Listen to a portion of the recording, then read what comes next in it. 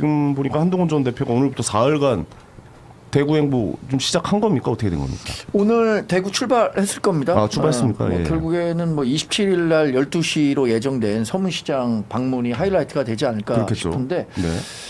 그 한동훈 전 대표가 제명 이후에 톡 콘서트를 서울에서 했었고 그 이후에 뭐 할 거냐라고 했었을 때 본인 그 지지 커뮤니티 한컷이라고 있잖아요. 한컷에서 민심 경청 행보 이거 계속 하겠다. 저는 네네네. 다니겠다라고 얘기를 했는데 그래서 제일 먼저 가는 지역이 어딜 거냐 이게 궁금했잖아요. 네. 근데 제일 먼저 가는 지역으로 대구를 택했더라고요. 그러니까 대구네요. 예. 대구와 관련해서는 저한테 한번 보낸 메시지가 있었는데 뭐라 그래요? 그랬냐면 한동훈 대표가요? 네. 뭐라고 보냈습니까? 아 대구에서 평가받겠다.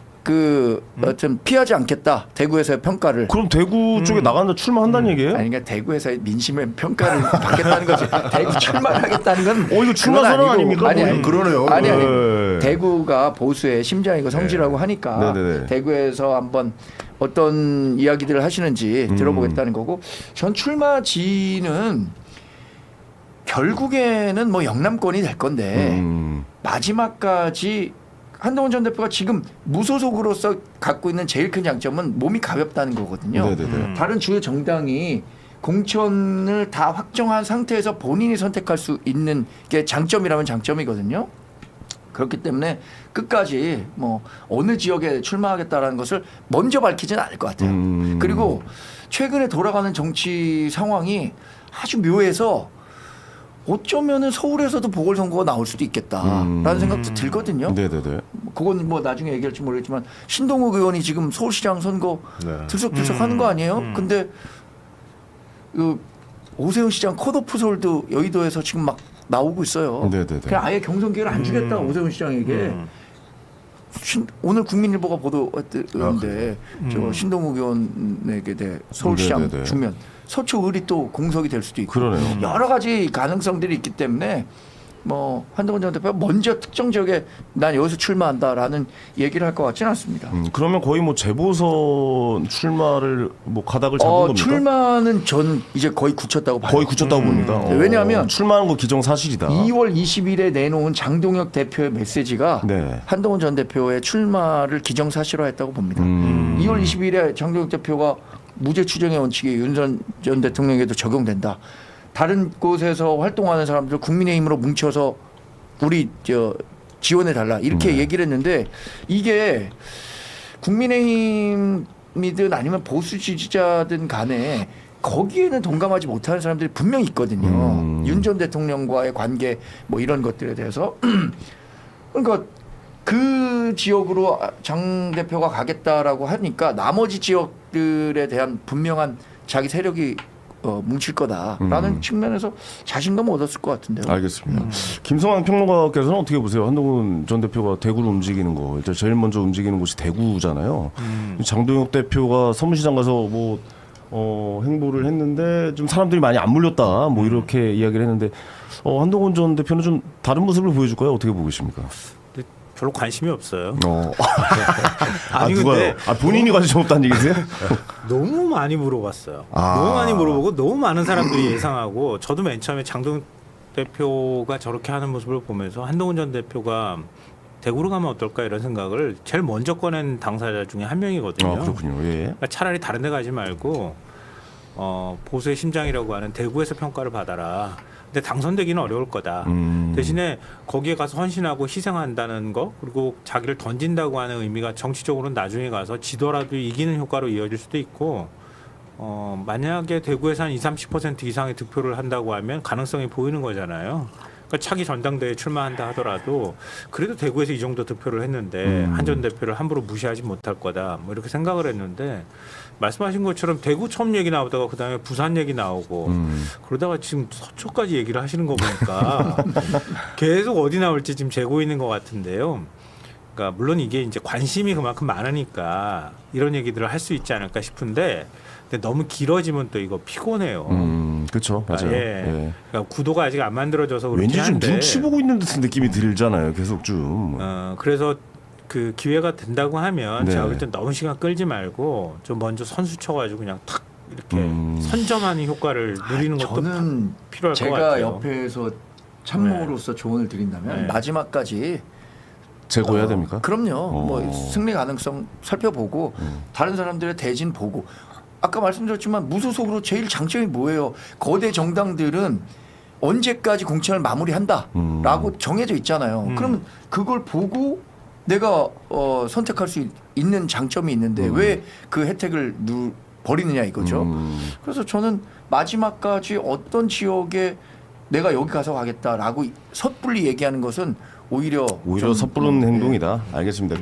김정철 최고위원은 어떻게 보세요? 그 한동훈 전 대표 참 여러 가지 고심 많이 하고 있는 것 같은데 대구 행보에 대해서 어떻게 보고 어쨌든 계십니까? 한동훈 전 대표께서는 이번 지방선거에서 어딘가에서는 반드시 당선이 되셔야 되는 상황이고 네. 그래야 또 그 한동훈 대표를 지지하시는 세력들을 가지고 계속 정치 생활을 하실 수 있는 힘을 가지게 되시니까. 네. 근데 문제는 이제 대구에서 지금 이진숙 전 위원장이 과연 이제 후보로 공천이 되느냐 안 되느냐에 따라 달려 있는 것 같아요. 저 대구시장으로 되면은 그렇죠. 재보선이 없는 거예요. 재보선이 없어지니까요. 네. 그러면 결국 이제 부산을 생각하시거나 아마 부산이 가장 가능성이 전 높다고 생각을 하긴 하는데 어쨌든 한동훈 전 대표께서는 이번에 팬덤 정치를 어떻게 하면 정말 정치 세력으로 또 정말 지지하는 정치 지지 세력으로 만들 수 있느냐 이거를 좀 보여주셨으면 좋겠어요. 네네. 그러니까 한동훈 개인을 좋아하고 아끼는 거 이거는 당연한 정말 좋은 바탕인데 여기에 더 나아가서 정치 세력이라는 건 이런 거잖아요. 어떤 가치 내가 지향하는 바가 정치에 지향하는 바가 이겁니다. 이거를 정말 당신의 이 가치를 지지합니다.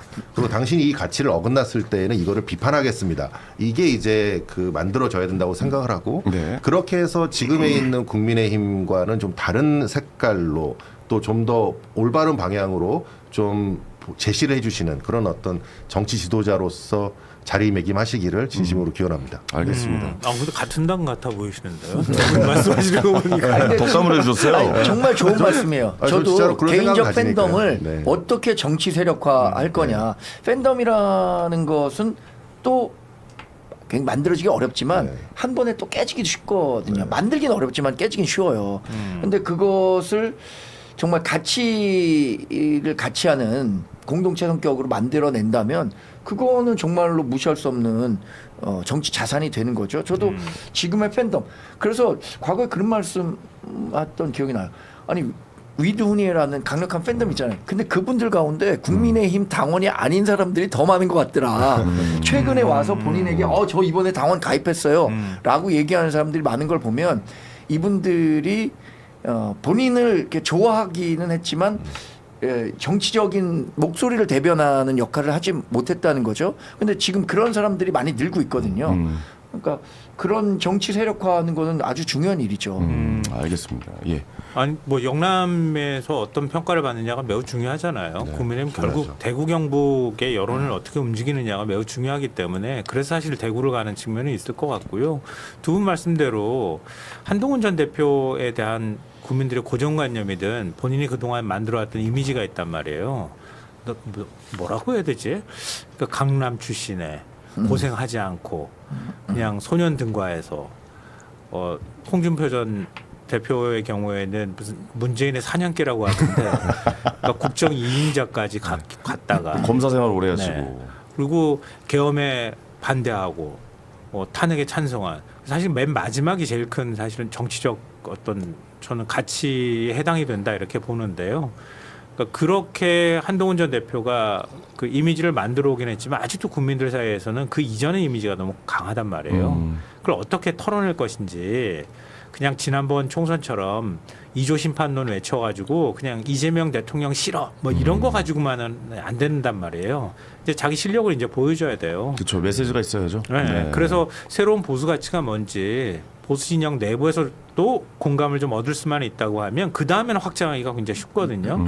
그래서 영남을 중심으로 해서 특히 TK를 중심으로 해서 일종의 기대감을 만들어가는 게 매우 중요하다. 그걸 못 만들면 결국은 사그라들 수밖에 없다고 봐요. 알겠습니다. 저는 그냥 체크 포인트가 그거 하는 것 같아요. 일단은 이번에 한동훈 전 대표가 서문시장 가면은 당 대표인 장동혁 당 대표보다 사람을 많이 모을 수 있을까? 어떻게 좀 동원됩니까? 어떻게 되는 거예요? 지금 분위기가 어떻게 흘러가고 있어요? 사실 네. 한동훈 팬클럽 대표의 뭐예요? 팬덤이라는 거는 대단하잖아요. 그러니까 다 그걸 모이긴 예. 했어요. 어떻게 된 거예요? 아니 제가 아는 한 예. 전국에서 많은 분들이 오시겠어요? 서문시장에 오기로 했는데 네네네. 저는 그분들도 소중하지만 진짜로 그 대구에 있는 분들이 어떻게 반응을 보일 것인가 그게 그쵸. 중요하다고 생각해요. 저도 그게 보여요. 상인분들이 과연 악수를 그러니까. 하면서 손을 잡고 네. 무슨 말씀하시는지 들어봐야 되거든요. 상인들 네. 그러니까 원래 대구에 있는 분들의 정서를 알고 싶은 거잖아요. 그쵸, 우리가 그쵸, 지금 그쵸. 예, 예, 전국적으로 뭐 한동훈 전 대표를 좋아하는 분 저는 대략 뭐 한 전 국민의 한 10에서 15%는 그 한동훈 전 대표에 대해서 상당히 좀 호감을 갖고 있다고 생각해요. 네, 네. 확장 가능성이 뭐 얼마나 될지 그거에 대한 평가가 좀 다르겠지만 근데 대구를 가는 거는 보수의 성지인 보수의 심장이라고 하고 있는 대구 사람들이 나를 어떻게 생각하느냐 배신자로 생각하느냐 아니면 진짜로 아 그래 한동훈이 잘 선택한 거니까 그래도 우리 보수에서는 한동훈밖에 없다 이렇게 평가하는 거냐 다른 거기 때문에 네. 뭐 지역에서 뭐 오시는 분들 보다 훨씬 더 중요한 거는 네. 그 지역에 있는 분들이 어떤 얘기를 하느냐겠죠. 그렇죠. 네. 한동훈 대표가 이렇게 악수하면서 얘기 듣다가 혼나실 수도 있다라고 저는 생각하거든요. 뭐 그렇죠. 상인분들 네. 근데 표정 관리 잘하셔야 될 것 같아요. 네, 그런 것도 좀 이야기하고 계십니까? 아니 그런 얘기 자주 들었기 때문에 아, 이제 그래요? 이제 그 이제 좀 생겼죠. 내성이 맷집이 생겼습니다. 생겼죠. 아, 그러면 그렇군요. 그런 얘기 들을 때마다 한동훈 대표가 네. 이렇게 얘기했잖아. 아 제가 더 잘하겠습니다. 그렇죠. 이제 이렇게 얘기하잖아요. 피하지 말고 네. 그냥 잘 대응하셔야 될 것 같아요. 그것도 하나의 전략이기도 해요. 네. 정치인한테서는. 그러니까 욕을 먹는 것도 하나의 그러네요. 정치가 할 수 있는 일이거든요. 네. 그러니까 계란을 맞는다거나 이런 것도 예전에 그런 얘기를 많이 했었잖아요. 맞고 난 다음에 그거에 대해서 어떤 반응을 보느냐가 매우 중요하다고 하잖아요. 맞아요. 그러니까 그것도 사실은 저 일종의 정치적 행위거든요. 네.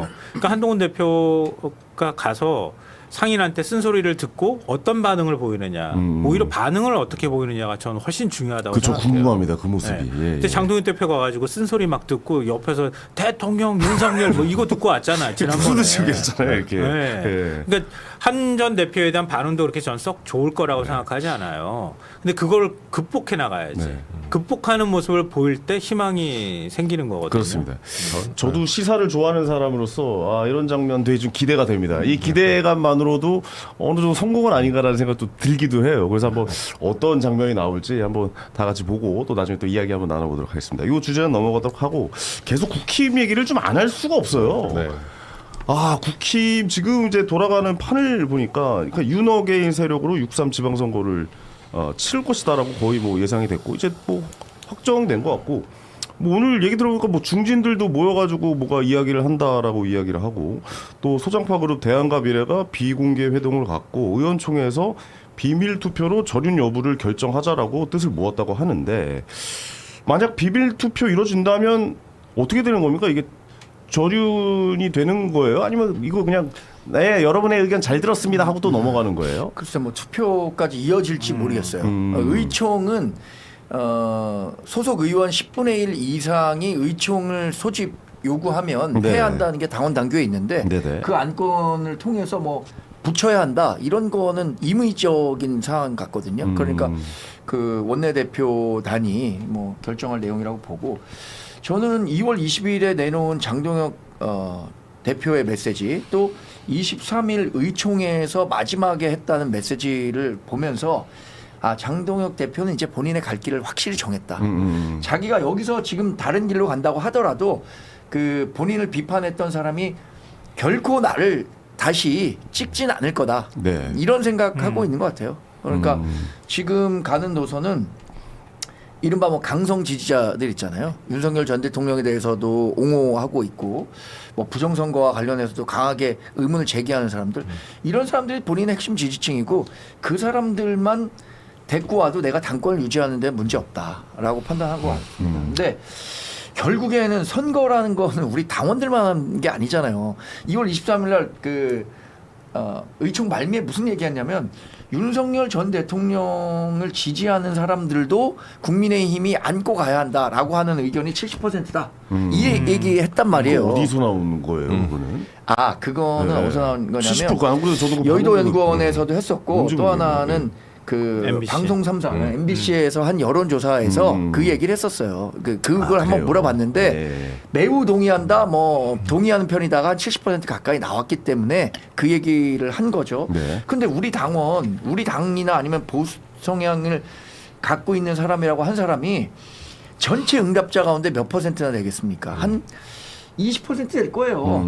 그거를 전체 국민으로 치환하고 20%대 70%면 한 14% 되는 거거든요. 전 국민으로 따지면. 그럼 그거 갖고 어떻게 선거 치르겠느냐. 이건 당연히 산수의 문제인데.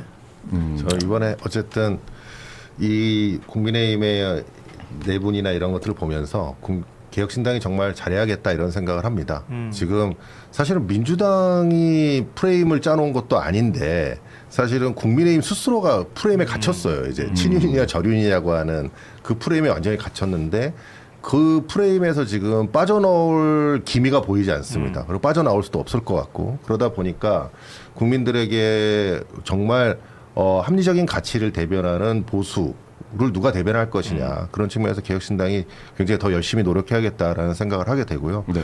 이번에 지방선거를 앞두고 장동혁 대표가 지금 하고 있는 여러 가지 행보 이런 행보들로는 국민의힘이 지방선거를 이길 수 있는 곳은 거의 없겠다라는 생각이 저도 확실히 들고 있습니다. 이렇게 됐을 때 이제 국민들에게 선택지가 없다는 거잖아요. 그러니까 그 선택지를 다양화할 수 있도록 다른 여러 가지 보수 개혁신당을 비롯해서 보수 세력들이 열심히 노력해야겠다 이런 생각을 합니다. 아니 근데 국민의힘은 지금 분위기 자체가 이번 지방선거 그냥 지는 걸 뭐 기정사실화한 겁니까? 아니 그냥 뭐 이렇게 가는 거예요? 아니 그런 얘기도 나오더라고요. 그러니까 모 의원은 아니 차라리 그냥 당대표 바꾼다는 얘기하지만 그냥 가자. 어차피 이거 지금 바꿔서 해봤자 어차피 결과가 안 좋으니 바꿈과 동시에 괜히 명분만 만들어주니 그냥 내비두고 참패하게 두고 본 다음에 그 다음에 결정을 하자. 뭐 이렇게 이야기하는 이야기가 나온다라고 해서 제가 좀 들었거든요. 이게 맞는 겁니까? 저 어떻게 되는 거예요? 아니 그래서 장동혁 대표 뭐 대권 보고 가는 거 아니냐 뭐 이런 얘기도 나오잖아요. 네. 선거 포기한 거 아니냐 이런 얘기도 나오는 거고 상식적으로 이해할 수 없는 일들을 지금 벌이고 있기 때문에 그런 건데요. 그러니까 그렇게 할 거면 차라리 어게인 세력을 같이 얻고 갈 거면 이번 지방선거도 부정선거가 이루어질 것이니 우리는 공천 하나도 안 하겠다 이렇게 얘기를 해버리면 또 몰라도 그러니까 답득할 수 없는 사람들하고 함께 가면서 이번 선거 이기겠습니다. 어떻게 이렇게 얘기할 수 있겠는가. 그러니까 민주당 입장에서는 회피할 수는 있겠지만 말씀하셨던 것처럼 국민들 입장에서는 특히 보수 진영에 계시는 분들 입장에서는 참담할 것 같다는 생각을 안 할 수가 없고요. 근데 장동혁 대표 생각대로 굴러갈 수 있을까요? 저는 그렇게 안 될 거라고 봐요. 그러니까 정치가 아무리 자기가 국민들을 끌고 가고 뭔가 비전을 제시하고 뭔가를 한다 하더라도 결국은 판단 국민들이 하게 돼 있단 말이에요. 근데 지금은 장동혁 대표가 강성당원들 내가 등에 업고 가면 자기 당권도 유지할 수 있고 뭐 대권으로도 갈 거야 뭐 이렇게 머릿속으로는 생각할 수 있을지 몰라도 네. 국민의 지지층이 항상 그렇게만 움직이지는 않는다고 봐요. 이준석 대표도 당대표로 뽑고 다 했잖아요. 그렇죠. 맞아요. 예. 그러니까 결국 희망 없다고 생각하면 다시 선택할 수밖에 없다는 거예요. 장동혁 대표는 그걸 지금 모르는 것 같아요. 일부 극우 유튜버한테 끌려다니면서 그 사람들만 내가 챙기면 될 것 같다고 착각하는 것 같은데 네. 정치 그렇게 할 것 같으면은 얼마나 쉽겠습니까? 절대 그렇게 되지 않을 거라고 좀 봐요. 네. 근데 장동혁 대표가 생각하는 거 몇 개만 좀 말씀드리자면 네네. 첫 번째는 2018년에 우리가 지방선거에서 정말 참패했습니다. 기억납니다. 14대 1대 2였어요. 두 네. 개가 TK 지역이 그 국민의힘 계열인 자유한국당이었고 하나가 무소속 제주도 원희룡 나머지 14개 지역을 졌어요. 그러니까 우리의 참패의 기준이 2018년으로 내려가 있는 거예요. 정말 내려가 있는 거예요. 근데 2018년보다는 잘할 것 같아. 왜 그러냐? 2018년 5월에 문재인 전 대통령 국정 지지율이 몇 %인지 아세요? 75%였습니다. 오, 기억납니다. 2018년 맞아요, 5월에. 맞아요. 예, 예. 그 6월 1일에 지방선거인데 5월 31일인가 김정은하고 트럼프하고 싱가포르에서 회담했어요. 맞아요, 맞아요. 결정적으로 이에 영향을 미쳤는데 국정 지지율 75%와 김정은 트럼프 미팅이 있은 이후에 6월 1일 거에 이렇게 졌었기 때문에 지금 이재명 대통령 국정 지지율 대략 60%다. 이러면 부산, 경남 이런 지역은 우리가 이길 수도 있을 것 같은데라고 생각할 것 같아요. 장동혁 네, 대표 네. 입장에서는. 네. 또 하나는 23일 날 의총에서도 얘기했다는 거잖아요. 투표율 어차피 낮다. 50%밖에 안 된다. 근데 우리가 여기서 강성 지지자들을 절연하고 가는 메시지 내면 오히려 더 크게 진다. 그러니까 그거 갖고 가겠다라고 생각하는 거고 또 하나는 지금 국민의힘이 이렇게 못하고 있는데도 우리 당 지지율이 한 20%대는 유지하는 가운데 그럼 우리 당이 실망해갖고 개혁신당으로 가야 되는데 개혁신당이 안 가는 거예요. 지금 그냥 무당측으로 머물러 있는 거지. 아까 개혁신당 잘해야 된다고 말씀하셨잖아요. 개혁신당을 대한정당으로 생각하지 않는다. 그러니까 우리 이 상태로 가도 무당층에 있는 사람이 다시 돌아올 거다. 이렇게 생각하는 겁니다. 이번 이건 그래서 장동혁 대표가 저희가 생각하는 것 같아요. 그게. 개혁신당 이번 지방선거를 통해서 대한정당으로서의 모습이 이번에 확실히 드러날 것이다. 저희가 왜냐하면은 뭐 지금 생각하시기에는 개혁신당이 작아 보이고 개혁신당이 과연 그렇게 대한정당이 될 것인가에 대한 의구심을 가질 수 있어요. 그러나 지금 우리가 공천 과정에서 민주당이나 국민의힘과 완전히 다른 모습을 보여주고 있고요. 완전히 새로운 정치 개혁을 하고 있습니다. 이 내용을 국민들이 이제 하나씩 알게 되시는 날이 지방선거의 본격적인 선거철이 되면 점점 더 많이 아시게 될 거라고 생각을 합니다. 완전히 다른 모습으로 보여질 것이기 때문에 그렇기 때문에 지금 이 상황에서 개혁신당이 비록 제3지대 정당으로서 성공하기 굉장히 어려운 척박한 환경이 있긴 하지만은 지금의 현재의 정치 상황이 오히려 개혁신당이 확장할 수 있는 아주 좋은 상황이라고 생각을 하고 그걸 위해서는 이준석 대표도 마찬가지고 저도 마찬가지고 개혁신당에서 굉장히 많은 노력과 그다음에 국민들에게 선택을 받을 수 있는 역할을 하기 위해서 새롭게 저희도 더 거듭나도록 하겠다라고 말씀드리겠습니다. 알겠습니다. 어차피 지방선거 끝나고 나면은 정계 개편이든 이 판짜기가 다시 돼야 될 네. 거예요. 특히 보수 진영은 그럴 수밖에 없고요. 저는 이번에 압도적으로 민주당이 승리할 거라고 보는데요. 이거는 제가 추정하는 게 아니고 여론조사 결과를 보면 네네. 다 나와 있어요.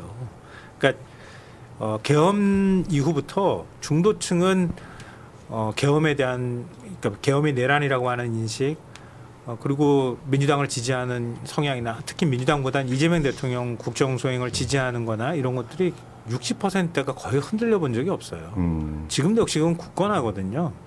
그리고 지금 뭐 민주당 내부에서 뉴 이재명이니 이거 가지고 논쟁이 좀 있기는 하지만 새롭게 이재명 대통령한테 국정 동력을 좀 힘을 실어줘야 되겠다고 하는 여론들은 중도층에서 흔들리지 않는다는 거예요. 이거는 선거에서 매우 중요한 요인이거든요. 그러니까 중도층이 한쪽으로 이렇게 움직이게 되면 어떻게 해도 선거판을 바꾸기 어려워요. 그러니까 뭐 2018년 비교하셨지만 제가 볼 땐 2018년 못지않은 승리를 민주당이 할 가능성이 매우 높다고 보고요. 네. 근데 장동혁 대표는 뭐 저 여연에서도 그런 얘기 나온다고 하는데 부산하고 서울도 우리가 가져올 수 있지 않을까? 잘하면 경기도도 가져올 수 있어. 이렇게 경기도요? 누가 나와야지 가지고 아무도 안 나갔는데 누가 경기도는 원래 가져와. 민주당이 지금 뭐 네. 그러면 다른데 저도 네. 이번 선거는 그래도 우리가 선방했다는 평가 받을 거야. 이렇게 일종의 뭐 희망 뭐 네. 그 희망을 섞은 예언을 하고 있는 것 같은데요. 아, 경기도 누구 말이 안 나온대요? 돼요. 누구 뭐 얘기 있어요? 국민의힘 내부에? 아니, 유승민 의원 기대하고 기승미 있는 안 한다고 거예요. 얘기했잖아요. 네, 그런 것 같고 네. 지금 뭐 경기도는 외부 인사를 한번 영입해 보겠다라는 것 같은데 누가 온대요? 외부 인사 영입이라는 게 쉽지가 않아요. 왜냐하면은 외부 인사가 잘 나가는 사람이 여기 공천 받는 게 목표입니까? 당선되는 게 목표입니까? 당선되는 게 목표잖아요. 그런데 아무리 좋은 조건으로 데려와서 공천 그냥 무조건 준다, 전략 공천 준다 한다고 하더라도 자기가 쎄 빠지게 고생해갖고 그냥 떨어진다. 안 나오죠. 그럼 안 나오죠. 저도 외부 인사 영입해갖고 경기도 치르겠다라고 하는 건 거의 불가능한 시나리오라고 맞아요. 봐요. 예. 알겠습니다. 아, 국힘 이야기. 근데 한 가지 더 국힘한테 좀 궁금한 게 좀 생각보다 너무 그 당내에서 나오는 목소리들이 너무 좀 작은 것 같아요. 뭐 예를 들어 좀 바꾸자고 하는 그뭐 적극적인 움직임이 있다거나 그러지 않고 그냥 에이 잘못된 것 같아요 하고 그냥 또 넘어가고 그게 그 이거 좀 이상한 것 같은데요. 약간의 그 끝나고. 예. 대감 행보죠. 대감 행보. 잘못된 것 같은데 예. 바꾸시던지요. 이런데 예. 2028년 총선이 아직 많이 남아서 그래요.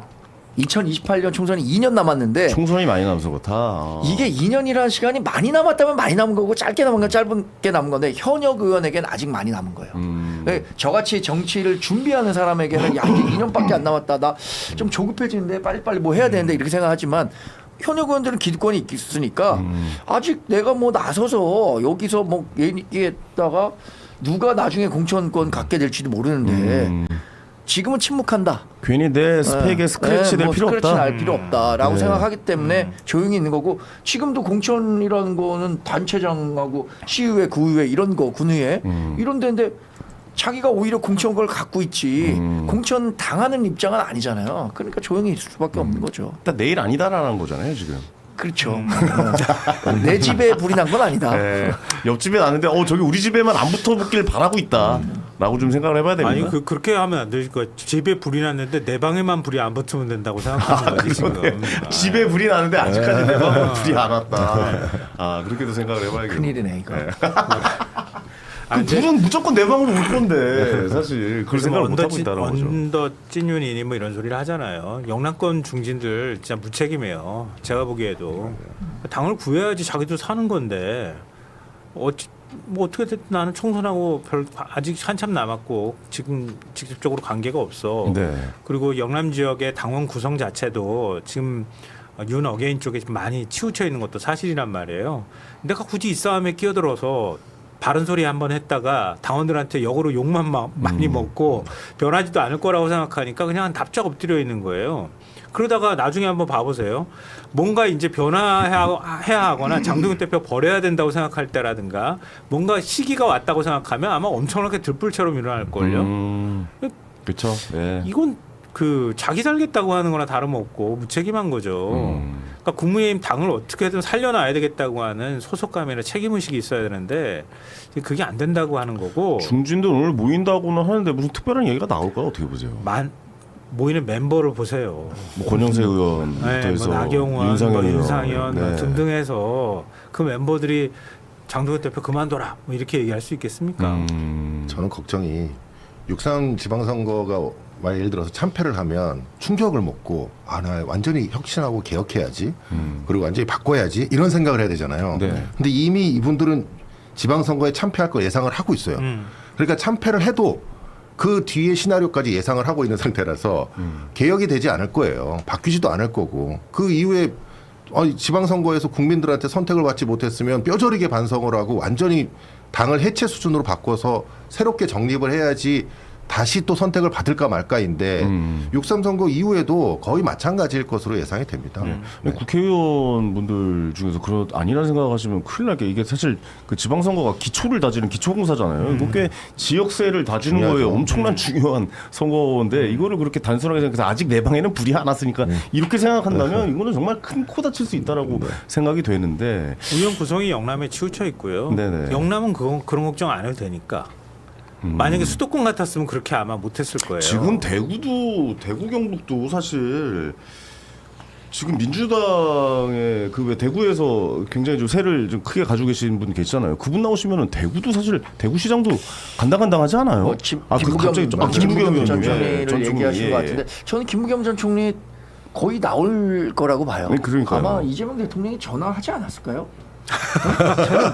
이렇게 총리님 예. 나와 주십시오. 예. 그리고 김부겸 전 총리도 지금은 생각이 없다 이렇게 얘기하지만 본인이 갖고 있는 정치적인 가능성이라는 게 지금 다 닫혀 있는 상태에서 대구에서 진짜 운이 좋아서 어떤 식으로든 당선된다 하면 네. 바로 대권 주자가 될 텐데. 네. 옛날에도 국회의원 한번 대구에서 되셔서 대권 주자로 바로 올라오셨잖아요. 네. 근데 은퇴하셔서 저기 경기도 쪽에 사시는 줄 알았더니 갑자기 또 다시 정치의 중심으로 들어오시려고 하는데 박지원 의원이 나온다고 얘기를 했어요.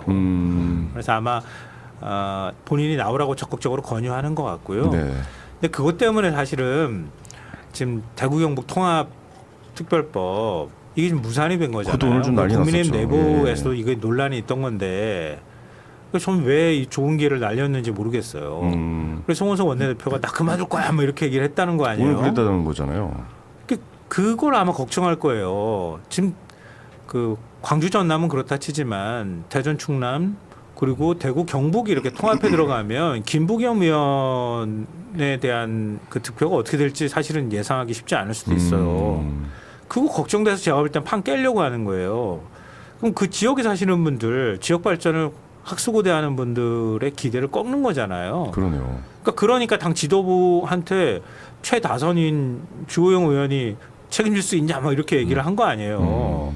지금 국민의힘 상황이 이런 거예요. 상황이. 내 밥그릇만 챙기고 네. 있는 그 상황. 그러니까 이러면서 지금 그러니까 아마 지역에서 더 전 반발 여론이 올라올 거라고 생각하는데요. 그러니까 국민의힘 지도부라고 하는 사람들의 인식 수준, 판단 능력이 이거밖에 안 된다는 거예요. 네. 근데 저는 이 통합론을 너무 선거 공학적으로 바라보는 게 좀 안 좋다고 생각해요. 이게 정말 중요하잖아요. 이게 그쵸. 사실 지역 통합. 지역을 통합을 한다는 거는 완전히 내용이 달라지고 공무원 조직도 완전히 달라지게 되니까 이런 걸 좀 신중하게 숙고를 해서 하는 게 좋을 텐데 이게 약간 선거용으로 지금 민주당도 그렇고 또 국힘도 선거적 관점에서 반대하는 것 같고요. 그래서 그런 부분은 좀 우리가 좀 고민을 다시 해야 되지 않나 생각을 해요. 근데 그 부분에 대해서는 제가 반박하고 싶은데요. 이재명 대통령이 지금 수도권 1급 체제 극복하자, 이거는 단순히 선거용으로 나온 얘기 아니에요. 이건 굉장히 진정성이 담긴 얘기고요. 지방 주도 성장을 계속 얘기하고 있는데요. 이게 이재명 대통령도 얘기하지만 일본의 잃어버린 30년을 자꾸 언급하잖아요. 부동산 문제 얘기할 때도 얘기하는 건데요. 일본이 같은 우리처럼 똑같은 현상을 겪었던 거예요. 그러니까 지방 소멸 위기를 겪고, 이렇게 할 때 일본 정부에서 추진했던 정책들이 지방을 주도해서 지방 중심으로 정책들을 펴겠다라고 했고, 네. 실제로 일정 부분 소득 성과도 났단 말이에요. 그러니까 서울 집값이 천정부지로 뛰어오르다가 거품이 빠지는 문제, 수도권 1급 체제로 갔다가 거기서 나타나는 부작용, 이런 것들을 빨리 해소하지 않으면 우리도 성장 동력이 떨어진 상황에서 일본과 같은 시기를 겪을 수 있다라고 하는 위기의식에서 시작된 거고, 그래서 교육 문제든 지금 뭐 산업단지 유치하는 문제나 이런 것들을 다 큰 틀 안에서, 그리고 지원금도 사실 지역에 계시는 분들한테 더 드리잖아요. 각종 제도의 인센티브를 더 지역은 더 많이 주는 방향으로 계속 가고 있거든요. 그러니까 그런 기조에서 나온 거지, 단순히 이번 지방선거만을 위해서 급조해서 뭔가 네네네. 통합을 하려고 하는 건 아니라는 거예요. 지방선거만을 위해서 뭐 그렇죠. 그 전부터 나왔던 얘기고 이거는 뭐 해야 된다라고 하는데 자꾸 이렇게 뭐 자기 이익에 따라서 달라지니까 그게 이제 보는 국민들 입장에서는 좀 화가 나는 거고 자기 저도 밥그릇만 한 말씀 챙기려고 해서. 드리면 예. 그게 이제 결국은 지금 이제 이재명 대통령께서 다주택자 이렇게 규제하는 거요. 저는 이제 그거는 기본적인 거에 대한 찬성을 하는 입장이에요. 그리고 또 잘하시는 부분도 많다고 생각을 합니다. 그런데 사실 이제 좀 그런 어떤 정책을 실현할 때 좀 세밀하지 못한 부분이 있다고 보이는 부분이 어떤 거냐면, 다주택자가 지방에 소유하고 있는 주택들이 많잖아요. 지방은 지금 오히려 지금 그 소멸 위기에 있지 않습니까? 약간 지방 부동산은 계속 가격이 하락하고 매매 거래가 이루어지지 않는데, 지방 것과 서울 걸 같이 가지고 있는 다주택자들에 대한 부분도 마찬가지로 똑같이 일률적으로 규제를 하다 보니까 결국은 지방 걸 먼저 팔게 될 거 아니에요. 이제 곧 있으면요.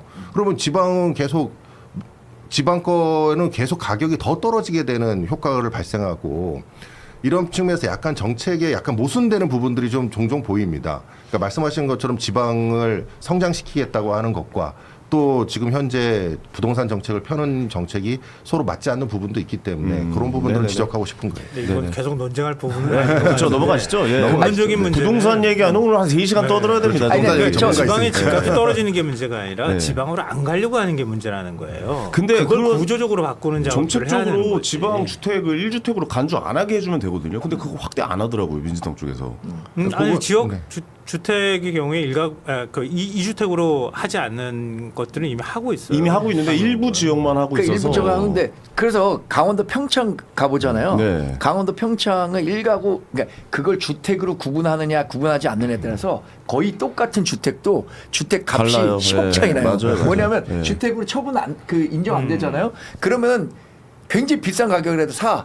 근데 그게 주택으로 들어가잖아요. 그러면 싼 가격에도 못 사는 거예요. 세금 부담 때문에. 지역이 그 지역별로 어떤 같은 동네여도 이쪽은 묶여 있고 이쪽은 풀려 있어가지고 주택을 여기를 사면 2주택이 되고 여기를 사면 주택으로 간주 안 되고 이게 좀 자세 그 또 하나 꼭 정책이- 얘기드리고 싶은 건, 저는 요새 상속이 많단 말이에요. 네, 맞아요. 상속 받으면 자녀들대로 이 지분별로 받는단 말이에요. 장동혁 대표도 마찬가지입니다. 10분의 1인가 지분 갖고 있는데 그걸 한 채로 친단 말이에요.